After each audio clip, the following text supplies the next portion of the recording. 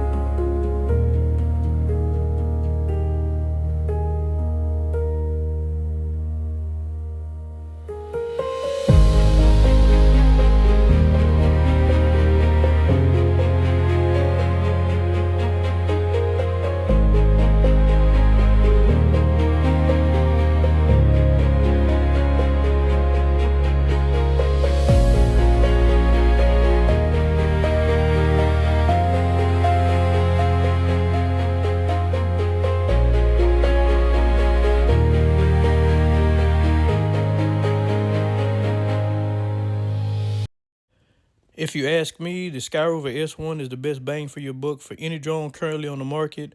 You're basically getting a DJI Mini for half the price. And right now, DJI is actually working on their Lido, which I believe was created simply to compete with the Skyrover unit. With the Skyrover S1, you're getting a 249-gram drone, uses a half-inch Sony CMOS, shooting 48 megapixel photos, video quality at 4K at 60 FPS. You get a 3-axis mechanical gimbal, 4x zoom, 25 minutes per battery, level 5 wind resistance. You have auto tracking feature. This drone also has cinematic flight modes and forward obstacle avoidance. You get all these features in the Skyrover S1 for under $300 on Amazon. This is simply the best budget drone you can get currently on the market. And just in case you're thinking about purchasing this amazing drone, I'll drop an Amazon link down in the description. Be sure to go in the comments and let us know if you think the Skyrover S1 is the best budget drone on the market, or if you think there's another drone that takes that crown.